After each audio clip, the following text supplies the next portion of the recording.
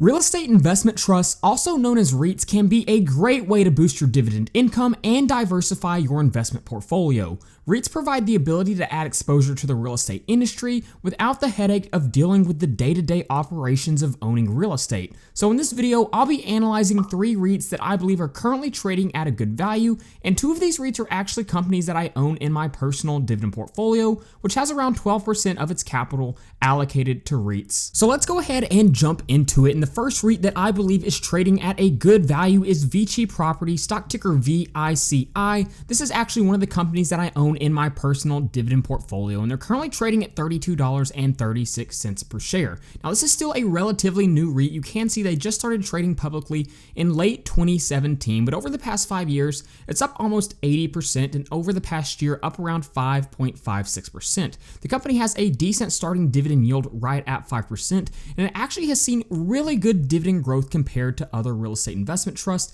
Its 3-year compounded annual dividend growth rate sitting right at 9%. So if we jump over and look at that dividend history, you can see those dividend payments increasing pretty steadily over time. Now let's go ahead and dig into this REIT and the structure of the REIT a little bit more. We can see VICI Properties is one of the country's largest owners of gaming, hospitality, and entertainment destinations. So it's quite a bit different than a lot of your other traditional REITs. You can see their tenants are companies such as Caesars Palace Las Vegas, MGM Grand, and the Venetian Resort Las Vegas, 3 of the most iconic entertainment facilities on the Las Vegas Strip. So this is definitely not your traditional real estate investment trust. They focus on owning high quality real estate, and in my opinion, they've done that very well, owning a lot of the real estate on the Las Vegas Strip, which I think is some of the highest quality real estate in all of North America. But they own a lot more than just that. As we can see, they have 49 leading gaming facilities with over 124 million square feet owned, over 60,000 hotel rooms, and they even own 4 championship golf courses. And if we jump over and look at this map, we can see they have some exposure to Canada as well. And while most of their real estate is going to be right here in the Las Vegas area, they also have some exposure to the east as well. Now, we also need to point out the type of lease agreements that they enter into with their tenants.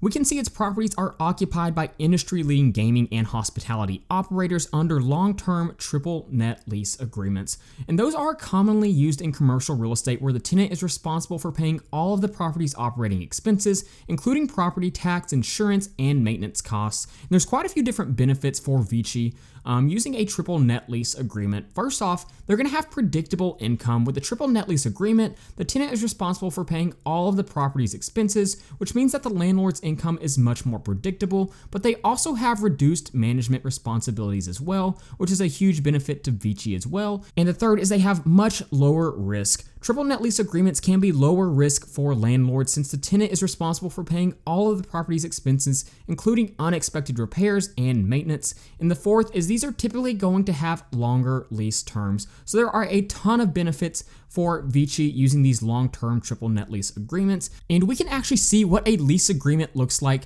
because they entered into a new one in December of 2022.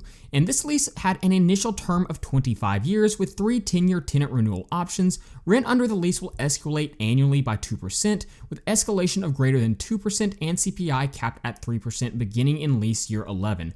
And the tenant's obligations under the lease will be guaranteed by Hard Rock. So again, you can see a lot of benefits to the structure of their lease agreements, makes it very predictable income and very low risk. So let's go ahead and jump into my REIT valuation spreadsheet, and we'll look at a few different valuations for VICI Properties to see if it is truly undervalued. And like always, if you'd like to be able to download this spreadsheet, then you can head over to my Patreon page at the link in the description. So let's go ahead and come up here and plug in VICI and hit enter, and you can see all of this data will load in. Like I already pointed out, dividend yield very close to 5%. Now the payout ratio is showing 119%, which under normal circumstances when you look at a stock, that would be way too high, but you have to keep in mind this is a real estate investment trust, and payout ratio is not the best way to judge the safety of a real estate investment trust. And I'll come back and talk about that just a little bit later. But if we come down here, we can see analysts currently have a target price of $37.60.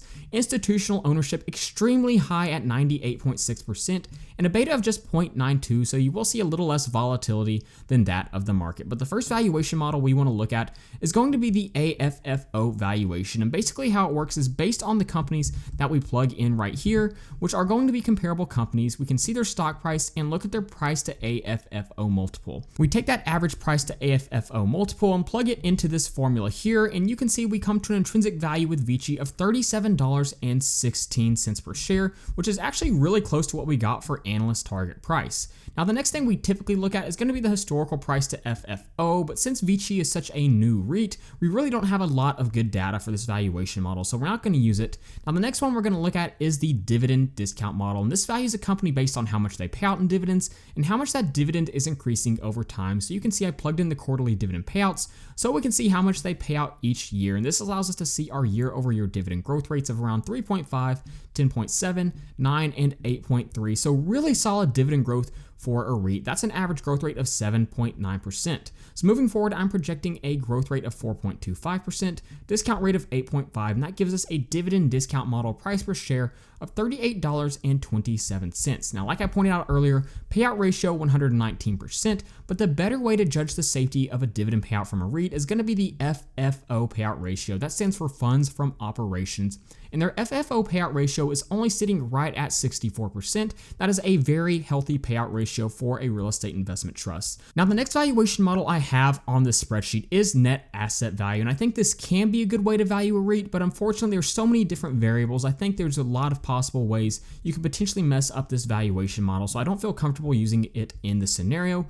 So when we jump over to our output tab, we have our two valuations, AFFO multiples at 37 and dividend discount model at 38, and that gives us an intrinsic value when we average them together of $37.78. So when we apply a 10% margin of safety, you can see our acceptable buy price for this company right at $34, meaning it's trading at a good value. With a 20% margin of safety, our acceptable buy price around $30.22. So it's not quite in that buy range with a 20% margin of safety, but it is getting pretty close. But let's go ahead and look at our next REIT. The second REIT that I believe is trading at a good value is Kilroy Realty Corporation, stock ticker KRC, currently trading at $27.86 per share.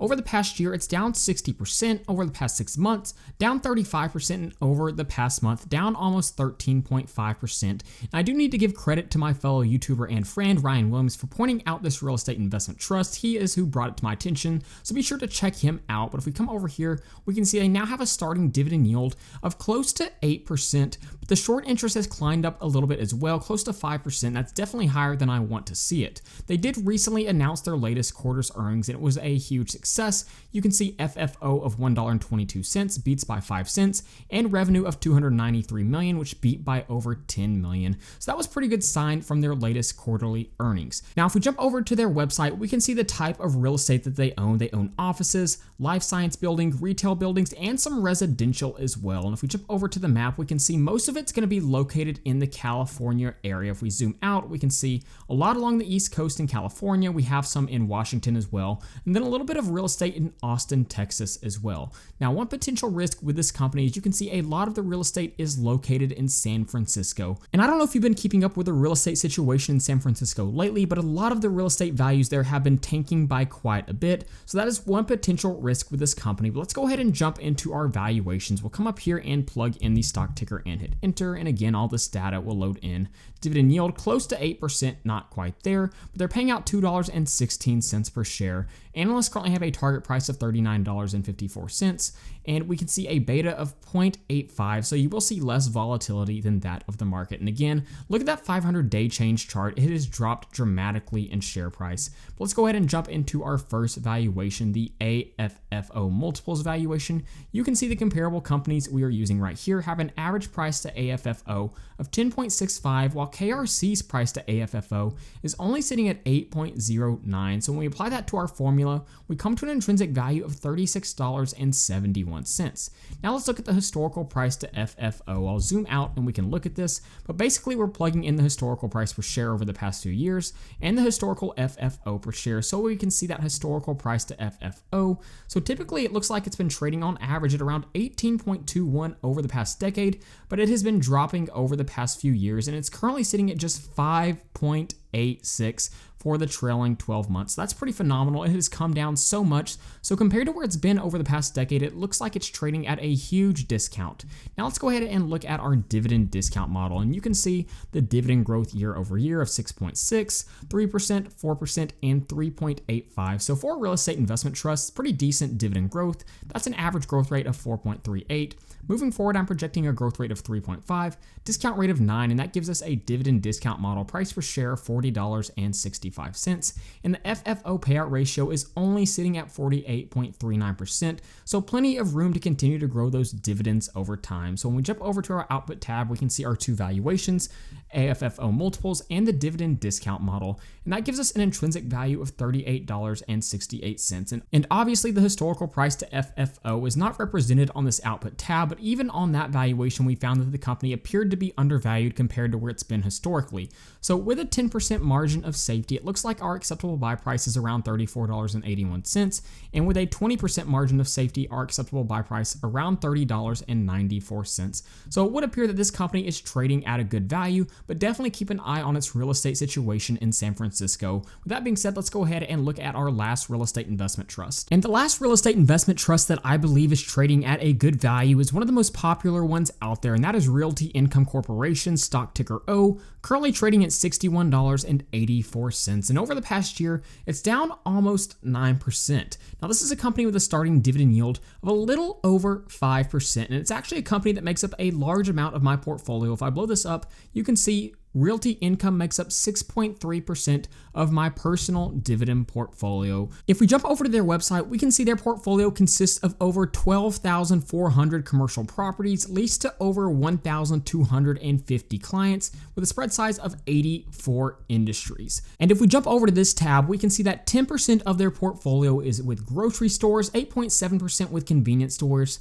dollar stores at 7%, home improvement, restaurants, and drugstores all around 5.8%, restaurants close to 5%, and health and fitness 4.3%, with automotive and general merchandise both around 4%. And if we scroll down even more, we can see a lot of their clients are household names, very large companies such as Dollar General, Walgreens, 7-Eleven, Dollar Tree. We have companies like FedEx, LA Fitness, CVS, Walmart, and Sam's Club, Lifetime Fitness, Tractor Supply. They even have companies like Kroger and Lowe's. So a lot of popular household businesses are their top 20 clients. And if we scroll down even more, we can see their top 7 regions. They have a lot of their capital allocated to Texas, even some in the United Kingdom. And then we have California, Illinois, Florida, Massachusetts, and Ohio. Now, the reason a lot of people really love this company is because it is known as the monthly dividend paying company. So while they have a really nice starting dividend yield of around 5%, they also pay out dividends every single month. So if we come over here and look at that dividend history, scroll out, we can see consistent dividends being paid out every single month.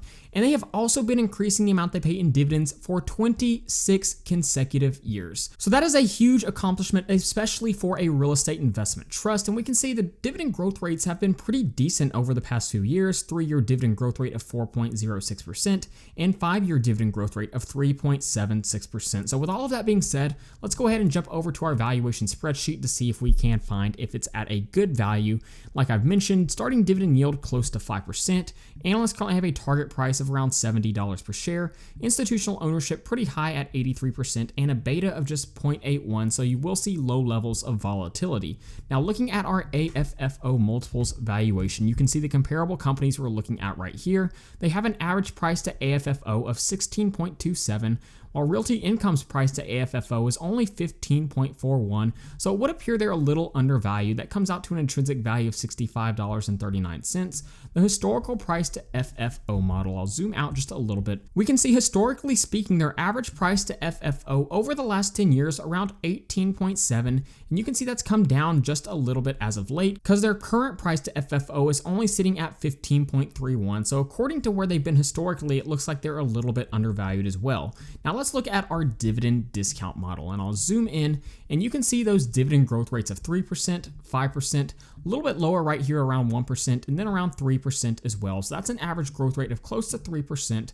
Moving forward, I'm projecting a dividend growth rate of 3.75%, discount rate of 8%, and that gives us a dividend discount model price per share of around $75, and they have a lower FFO payout ratio around 74%. So for a company that's been increasing dividends for 26 consecutive years, I think think all of these metrics are pretty impressive. So when we jump over to our output tab, we can see our AFFO multiples and dividend discount model. When we average those two together, we come to an intrinsic value of $70 even. So with a 10% margin of safety, we can see our acceptable buy price for this company around $63 per share. With a 20% margin of safety, our acceptable buy price is around $56 per share. So it's not quite in that buy range at that price, but it is getting closer. We have to keep in mind, compared to where it's been historically, also it looks like it is still undervalued. So there you go. Those are 3 real estate investment trusts that I believe are trading at a pretty good value right now. Seeking Alpha is still running their 58% off sale at my link in the description. So if you're interested in using this platform, be sure to check that out. Like always, if you'd like to be able to download any of my spreadsheets, you can head over to my Patreon page at the link in the description. So that being said, thank you guys so much for watching, and please don't forget to like and subscribe to the channel.